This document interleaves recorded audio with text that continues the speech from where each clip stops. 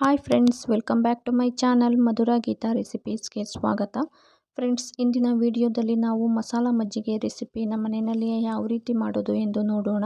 ತುಂಬ ಈಸಿಯಾಗಿ ಸಿಂಪಲ್ ಆಗಿ ನಾವು ಬೇಸಿಗೆಯಲ್ಲಿ ಮಾಡ್ಕೋಬೋದಾದಂತಹ ಟೇಸ್ಟಿಯಾದಂತಹ ಮಸಾಲ ಮಜ್ಜಿಗೆ ರೆಸಿಪಿ ಇದು. ನಾನೀಗ ಮಸಾಲ ಮಜ್ಜಿಗೆ ಮಾಡ್ಕೊಳ್ಲಿಕ್ಕೆ 1 ಕಪ್ಪಲ್ಲಿ ಮೊಸರನ್ನು ತಗೊಂಡಿದ್ದೀನಿ.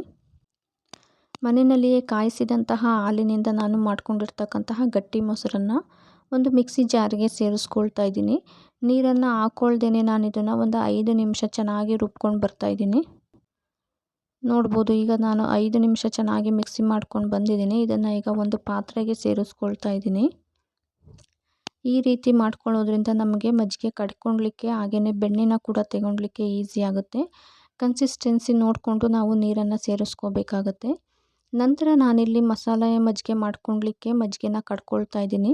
ಈ ರೀತಿ ಕಡಿಯೋ ಕೋಲಿನಿಂದ ನಾವು ಮಜ್ಜಿಗೆನ ಕಡ್ಕೊಳ್ಳೋದ್ರಿಂದ ನಮಗೆ ಬೆಣ್ಣೆನ ತಗೊಳ್ಲಿಕ್ಕೆ ಈಸಿ ಆಗುತ್ತೆ.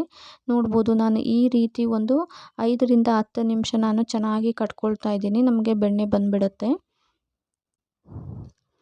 ಅಥವಾ ನಿಮಗೆ ಕಡಿಯೋ ಕೋಲಿಲ್ಲ ಅಂದರೆ ನೀವು ಇನ್ನೂ ಒಂದು 5 ನಿಮಿಷ ಮಿಕ್ಸಿನಲ್ಲಿಯೇ ಚೆನ್ನಾಗಿ ಕಡ್ಕೊಳ್ಳೋದ್ರಿಂದ ಕೂಡ ನಾವು ಬೆಣ್ಣೆನ ತಗೋಬೋದು. ನೋಡ್ಬೋದು, ಈಗ ನಾನು ಆಲ್ಮೋಸ್ಟ್ ಒಂದು 15 ನಿಮಿಷ ಕಟ್ಕೊಂಡಿದ್ದೀನಿ. ನಮಗೀಗ ಬೆಣ್ಣೆ ಬಂದಿದೆ.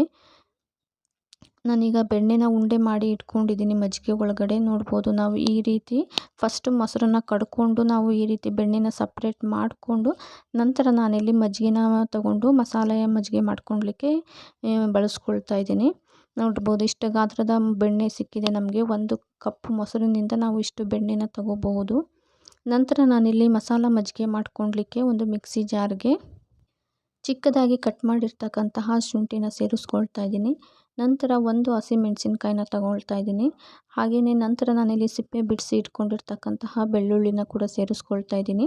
ಹಾಗೆ ರುಚಿಗೆ ಅನುಸಾರವಾಗಿ ಸ್ವಲ್ಪ ಉಪ್ಪನ್ನು ಕೂಡ ಸೇರಿಸ್ಕೊಳ್ತಾ ಇದ್ದೀನಿ. ಹಾಗೆಯೇ ಸ್ವಲ್ಪ ಕೊತ್ತಂಬರಿ ಸೊಪ್ಪನ್ನು ಕೂಡ ಸೇರಿಸ್ಕೊಳ್ತಾ ಇದ್ದೀನಿ. ಇಷ್ಟನ್ನು ಕೂಡ ನಾವು ನೀರು ಹಾಕ್ದೇ ಚೆನ್ನಾಗಿ ಪೇಸ್ಟ್ ರೀತಿಯಾಗಿ ರುಬ್ಕೋಬೇಕಾಗತ್ತೆ. ಈಗ ನಮಗೆ ಮಜ್ಜಿಗೆಗೆ ಬೇಕಾದಂತಹ ಮಸಾಲೆ ರೆಡಿ ಆಯಿತು. ಈ ಮಸಾಲೆನ ನಾನು ಮಜ್ಜಿಗೆ ಒಳಗಡೆ ಚೆನ್ನಾಗಿ ಮಿಕ್ಸ್ ಮಾಡ್ಕೊಳ್ತಾ ಇದ್ದೀನಿ. ನಿಮ್ಮ ರುಚಿಗೆ ಅನುಸಾರವಾಗಿ ನೀವು ಮಸಾಲೆನ ಸೇರಿಸ್ಕೋಬೋದು. ನಾನಿಲ್ಲಿ ಒಂದು 2 ಟೇಬಲ್ ಸ್ಪೂನಷ್ಟು ಮಸಾಲೆನ ಸೇರಿಸ್ಕೊಳ್ತಾ ಇದ್ದೀನಿ. ಮಜ್ಜಿಗೆ ಕ್ವಾಂಟಿಟಿ ನೋಡಿಕೊಂಡು ಹಾಕ್ಕೋಬೋದು. ಹಾಗೆಯೇ ಖಾರನೂ ಕೂಡ ನಿಮ್ಮ ರುಚಿಗೆ ಅನುಸಾರವಾಗಿ ಸೇರಿಸ್ಕೋಬೋದು. ಈ ರೀತಿ ಚೆನ್ನಾಗಿ ಮಿಕ್ಸ್ ಮಾಡಿಕೊಂಡ್ರೆ ನಮಗೆ ಮಜ್ಜಿಗೆ ರೆಡಿ ಆಗುತ್ತೆ. ನಂತರ ನಾನಿಲ್ಲಿ ಸ್ವಲ್ಪ ಉಪ್ಪನ್ನು ಸೇರಿಸ್ಕೊಳ್ತಾ ಇದ್ದೀನಿ. ಹಾಗೆಯೇ ಕಟ್ ಮಾಡಿ ಇಟ್ಕೊಂಡಿರ್ತಕ್ಕಂತಹ ಕೊತ್ತಂಬರಿ ಸೊಪ್ಪನ್ನು ಕೂಡ ಲಾಸ್ಟಲ್ಲಿ ಸೇರಿಸ್ಕೊಳ್ತಾ ಇದ್ದೀನಿ. ಈಗ ನಮಗೆ ಆ ಮಸಾಲ ಮಜ್ಜಿಗೆ ರೆಡಿಯಾಗಿದೆ. ದೇಹದ ಉಷ್ಣತೆಯನ್ನು ಕಡಿಮೆ ಮಾಡ್ಕೊಳ್ಲಿಕ್ಕೆ ಹಾಗೆಯೇ ನಾವು ಜೀರ್ಣಕ್ರಿಯೆಯನ್ನು ಕೂಡ ಚೆನ್ನಾಗಿ ಮಾಡ್ಕೊಳ್ಲಿಕ್ಕೆ ನಂತರ ತಾಜಾವಾದಂತಹ ಮಜ್ಜಿಗೆನ ನಾವು ಊಟದ ನಂತರ ತಗೊಳ್ಳೋದ್ರಿಂದ ನಮಗೆ ಗ್ಯಾಸ್ ಸಮಸ್ಯೆ ಇದ್ದರೂ ಕೂಡ ಕಡಿಮೆ ಆಗುತ್ತೆ. ಈಗ ನಾನು ಮಾಡ್ಕೊಂಡಿರ್ತಕ್ಕಂತಹ ಮಜ್ಜಿಗೆನ ಒಂದು ಕಪ್ಗೆ ಸರ್ವ್ ಮಾಡ್ಕೊಳ್ತಾ ಇದ್ದೀನಿ. ನೋಡಿದ್ರಲ್ವ ಫ್ರೆಂಡ್ಸ್, ಎಷ್ಟು ಈಸಿಯಾಗಿ ನಾವು ಮದುವೆ ಮನೆ ಶೈಲಿಯಲ್ಲಿ ಮಸಾಲ ಮಜ್ಜಿಗೆಯನ್ನು ಮನೆಯಲ್ಲಿಯೇ ಪ್ರಿಪೇರ್ ಮಾಡ್ಕೋಬೋದು ಅಂತ. ಯಾರಿಗೆಲ್ಲ ಈ ಮಸಾಲ ಮಜ್ಜಿಗೆ ರೆಸಿಪಿ ಇಷ್ಟ ಆಗಿದೆ ಲೈಕ್ ಮಾಡಿ, ವಿಡಿಯೋ ಕೊನೆವರೆಗೂ ನೋಡಿ ಕಮೆಂಟ್ ಮಾಡಿ. ಹಾಗೆಯೇ ನಿಮ್ಮ ಫ್ರೆಂಡ್ಸ್ ಫ್ಯಾಮಿಲಿಗೂ ಕೂಡ ಶೇರ್ ಮಾಡಿ. ಹಾಗೆಯೇ ಯಾರೆಲ್ಲ ಮಧುರ ಗೀತಾ ರೆಸಿಪೀಸ್ ಚಾನಲ್ಗೆ ಸಬ್ಸ್ಕ್ರೈಬ್ ಮಾಡಿಲ್ಲ ಈಗಲೇ ಸಬ್ಸ್ಕ್ರೈಬ್ ಮಾಡಿ. ಮುಂಬರುವ ವಿಡಿಯೋಗಳಿಗಾಗಿ ಇದೇ ರೀತಿ ಸಪೋರ್ಟ್ ಮಾಡಿ. Thank you for watching friends.